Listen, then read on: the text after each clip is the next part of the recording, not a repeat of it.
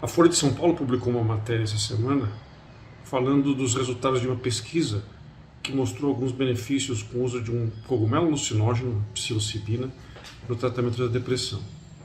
E ao ler a pesquisa original com atenção, me fica a impressão de que a droga foi um detalhe do tratamento, mas que na migração dos resultados da pesquisa para a prática, que o pesquisador estima que em 4 a 6 anos isso vai chegar ao ambiente prático, deve haver uma deformação do tratamento original e o tratamento vai acabar se resumindo a dar droga, algo do tipo, use a droga e vamos ver o que acontece.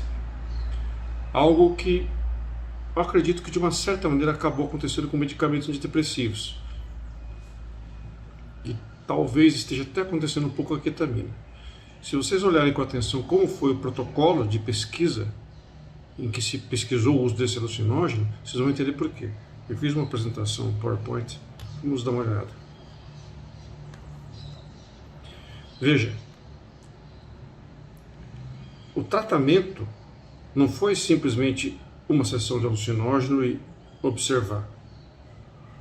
O tratamento envolveu 18 longas visitas de 2 a 3 horas, ao longo de 8 semanas. E antes da primeira sessão, houve 3 semanas de sessões de preparo em que a pessoa era apresentada a 2 pesquisadores ou médicos que eram chamados de facilitadores, que queriam estar presentes durante a sessão, respondendo às necessidades da pessoa. Só depois ela adquirir confiança nessas pessoas é que ela ia então se submeter à sessão.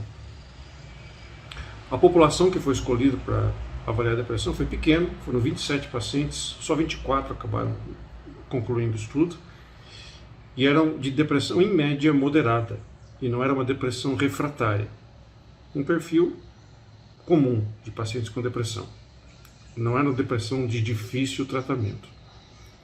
E a sessão em que foi aplicado o alucinógeno foi precedida por 3 horas de preparo, aplicado o alucinógeno, e depois por 8 horas a pessoa ficava na companhia dos 2 facilitadores, ouvindo uma playlist de música, que até está disponível se você colocar no Spotify, playlist Psilocybin Research, você vai achar a playlist.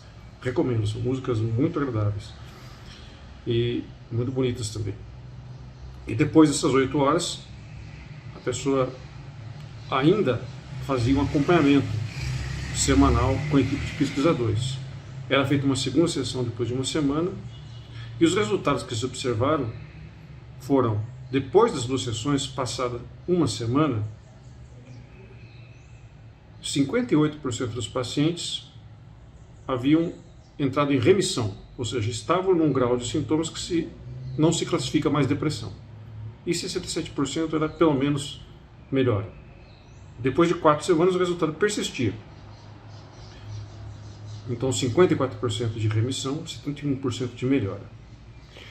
E entre os pacientes que haviam respondido, era mais provável que eles tivessem atribuído um significado àquela experiência alucinógena importante. Então, o fato de atribuir à experiência um valor esclarecedor, iluminador, seja do ponto de vista psicológico ou espiritual, dependendo das palavras que eles usaram, estava associado à resposta.